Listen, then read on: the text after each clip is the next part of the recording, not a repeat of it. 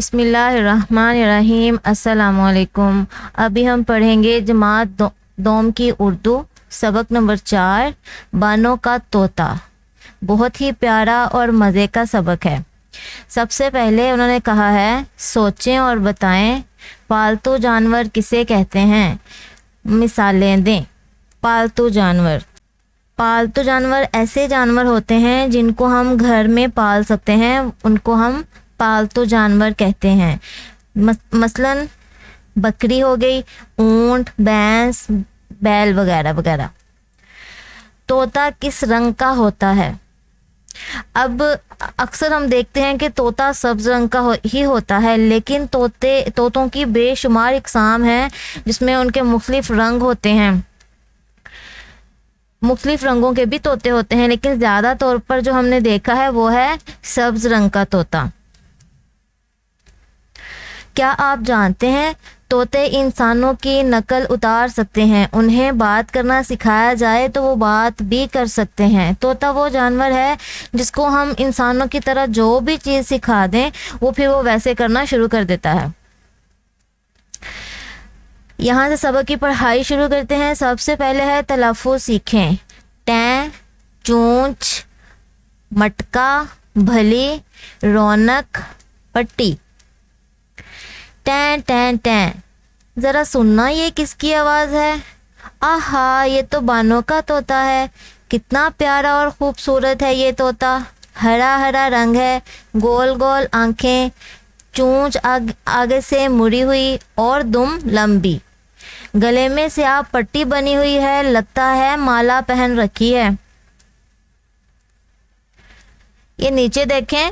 ठहरें और बताएं तोते के गले में माला किस चीज़ को कहा गया है?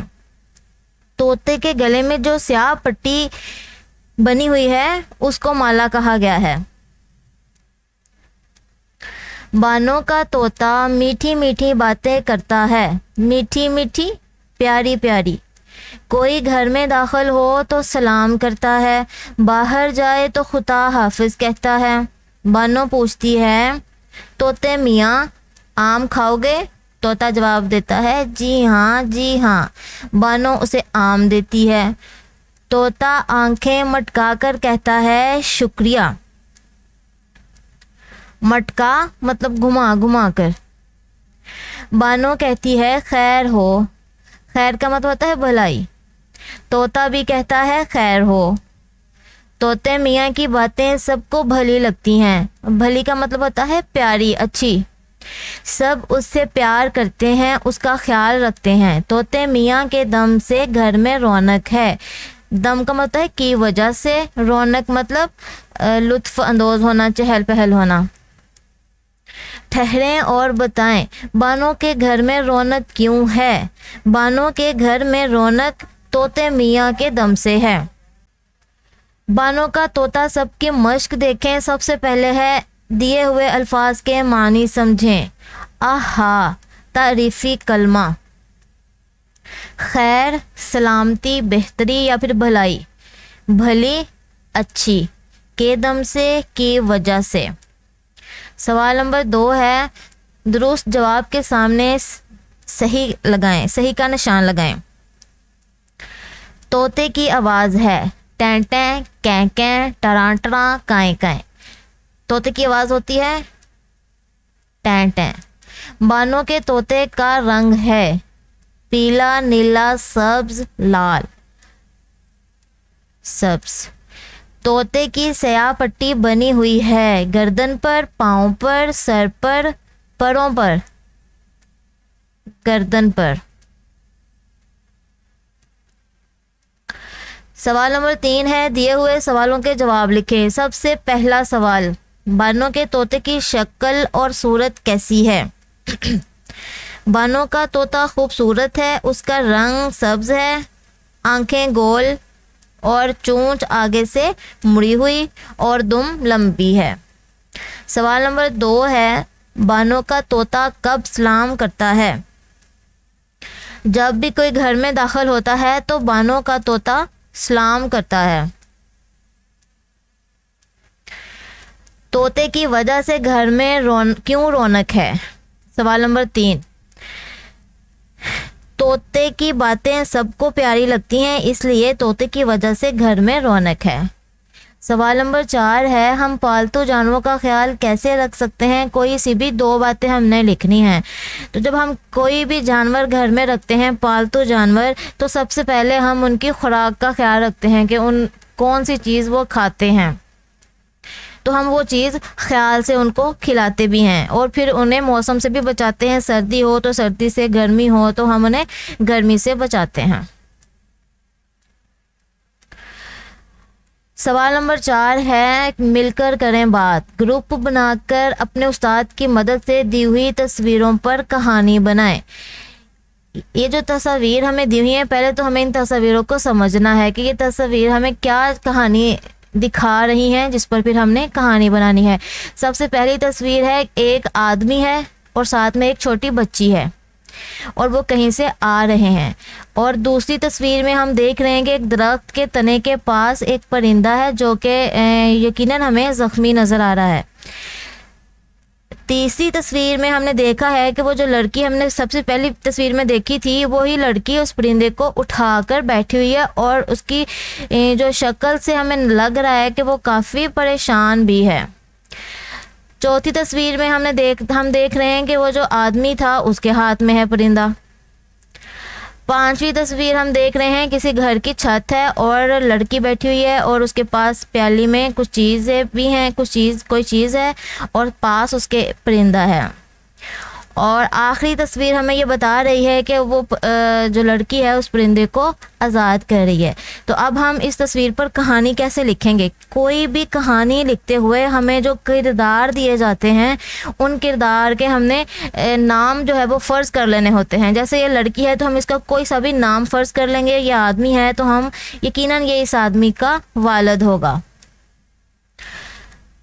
तो इस लड़की का नाम हम कोई सा भी फ़र्ज़ कर लेते हैं, इकरा, मारिया, आयशा, कोई भी। तो मैं यहाँ पे इसको इकरा, इसका नाम इकरा रख रही हूँ। एक दिन इकरा स्कूल से वापस आ रही थी। रास्ते में उसे एक परिंदा नज़र आया जो कि तकलीफ़ से फुड़फड़ा रहा था। इकरा उसके पास पहुंची तो उसने देखा कि वो परिंदा तो ज़ख्मी है।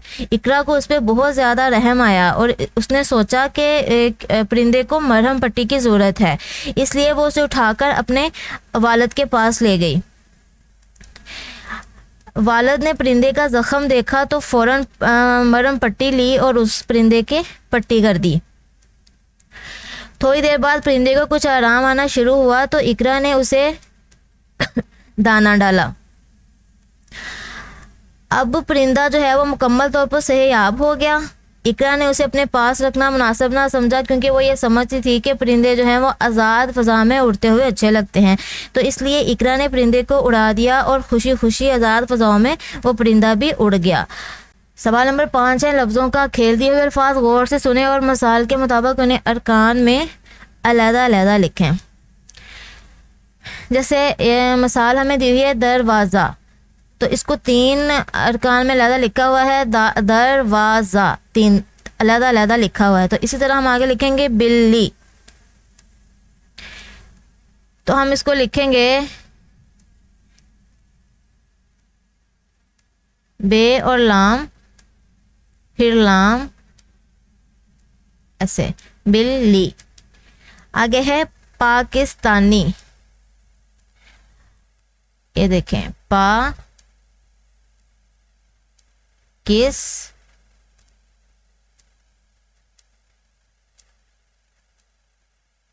तानी।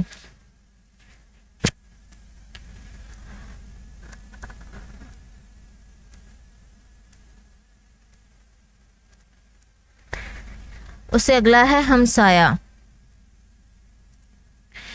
हे मीम हम इधर आ जाएगा, सा या।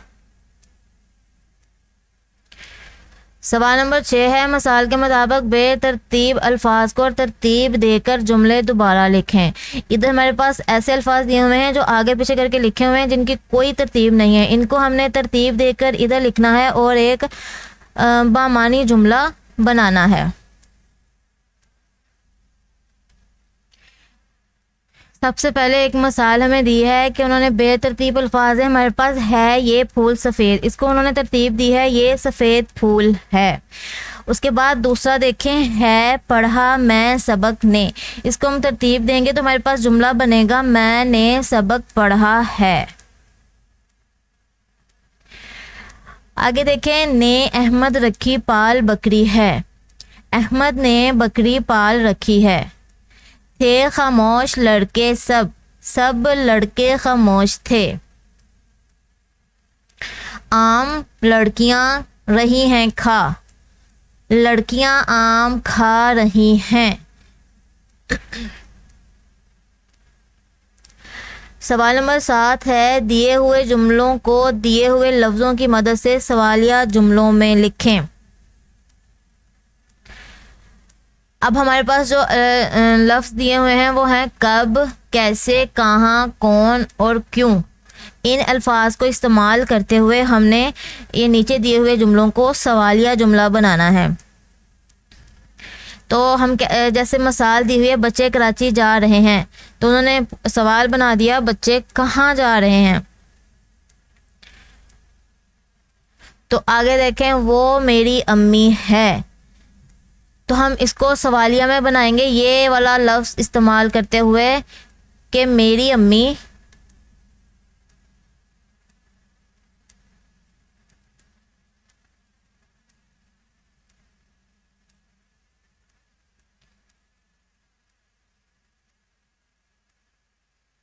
कौन है। और सवालिया जुमले के आखिर पे सवालिया निशान लगाना बहुत ज़रूरी होता है। अली रेलगाड़ी पर लाहौर गया, तो हम इसमें इस्तेमाल करेंगे कहाँ। अली रेलगाड़ी पर कहाँ गया।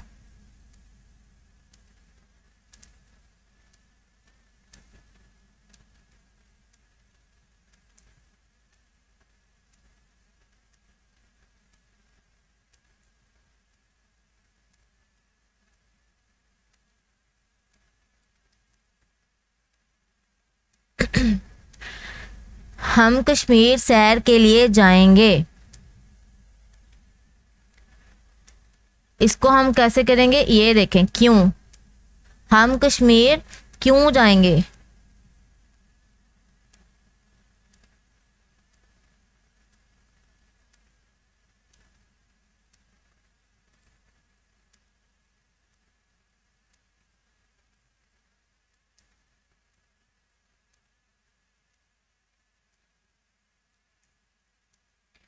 फातिमा कल स्कूल गई,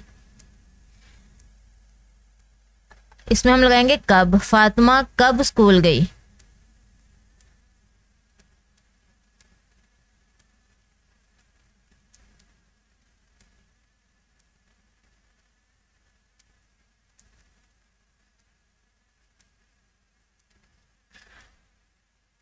अच्छा, इससे आगे देखें, सवाल नंबर 8 है, दी हुई इबारत पढ़ें और आखिर में सवाल का ज़बानी जवाब दें।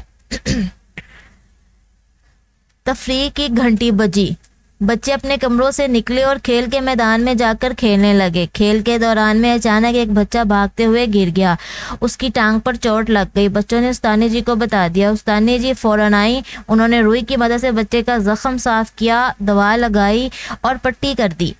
उन्होंने सवाल हमसे क्या पूछा है ये वाला, उस्तानी जी ने ज़ख्मी बच्चे का इलाज किस तरह किया। उस्तानी जी ने रुई की मदद से बच्चे का जख्म साफ किया, दवा लगाई और फिर पट्टी कर दी। इससे आगे देखें, सवाल नंबर 9, रमूज़े औकाफ का ख्याल रखते हुए बच्चों के किसी रसाले या किताब में से कोई से भी 5 जुमले खुश खत नकल करें। इसका मतलब ये है कि आपने किसी भी बच्चों के किसी भी रिसाले या किसी भी किताब से 5 जुमले लिखने हैं, जिस तरह से किताब पर लिखे होंगे बिल्कुल वैसे ही उसको आपने नकल करना है और अच्छी राइटिंग में, खुश खत मतलब अच्छा अच्छा साफ साफ करके लिखना है। इसमें सबसे पहला लफ्ज़ देखें, रमूज़े औकाफ।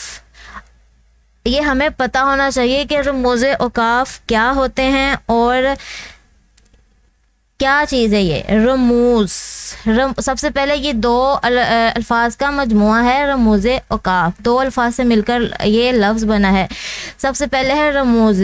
रमूज का ये रम्ज़ की जमा होती है, और बेटे रम्ज़ कहते हैं उसूल को। रम्ज़ कहते हैं, ये वाला जो रम्ज़ है इसको कहते हैं उसूल।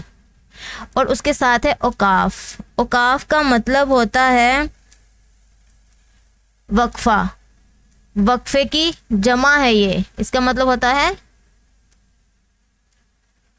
वक्फा। वक्फा का मतलब क्या होता है? ठहराव, रुकना। अब इसका मतलब ये बनता है रमूज औकाफ का कि जुमले में ठहराव के उसूल। ठीक है, जैसे मैं आपको एक मिसाल देती हूँ कि रुको मत जाने दो। ये एक यहाँ पे मैं लिख के बताती हूँ आपको, ये देखें, रुको मत। यहाँ पे हमने जाने दो। ठीक है, रुको मत जाने दो, रोको मत, सॉरी, रोको मत जाने दो। अब इसका मतलब क्या है? ये दो देखें, दो हिस्सों में है रोको मत, मतलब कि उसको रोको मत जाने दो, वो जाना चाहते हैं तो उसको जाने दो। अब इसी अल्फाज को हम यूं करके अगर लिखें, रोको, रोको के बाद हमने ठहराव लगाना है, मत जाने दो, मत जाने दो। अब देखें, ये वाले अल्फाज और ये वाले अल्फाज जो हैं वो एक ही हैं, एक ही तरह के हैं, लेकिन इसमें हमने रमूज औकाफ का इस्तेमाल, यहाँ पे हमने ठहराव दिया, वक्फा दिया, यहाँ इसका मतलब कुछ और बना था, रोको मत जाने दो, और यहाँ पे हम रोको के बाद अगर ठहराव लगाते हैं, वक्फा, तो इसका मतलब है रोको मत जाने दो। मतलब ये है कि उसको रोक लो, जाने ना दो। पहले वाले जुमले का मतलब ये बना था कि रोको ना, जाने दो, और दूसरे वाले जुमले का मतलब बना कि रोक लो, ना जाने दो। तो उर्दू में, इंग्लिश में, अरबी में ये बहुत जो है ना ज़्यादा मानी रखते हैं। अगर कहीं पे हम इनको इस्तेमाल ना करें तो उसका पूरे का पूरा जो है वो मतलब ही बदल जाता है। तो आपने इन रमूज औकाफ का ख्याल रखते हुए किसी भी रिसाले या किताब से 5 जुमले लिखने हैं। सवाल नंबर 10 देखें, सबक में से कुछ जुमले मुंतखब करें और जोड़ियों में एक दूसरे से जुमले का पहला लफ्ज़, आखिरी लफ्ज़, सख्ती की अलामत की निशानदेही करवाएं। जो जितने दुरुस्त जवाब देगा उसे उतने नंबर मिलेंगे। ये एक सरगर्मी है जो आप लोगों ने अपनी क्लास में करनी है। आप इससे पहले आप सख्ता पढ़ चुके हैं कि सख्ता क्या होता है, और ये कुछ अल्फाज के एक जैसे अल्फाज जब जहाँ पे आ जाएं तो उनके दरमियान में ठहराव लाने के लिए हम सख्ता का लफ्ज़ इस्तेमाल करते हैं। तो ये सरगर्मी आपने क्लास में ज़रूर करनी है।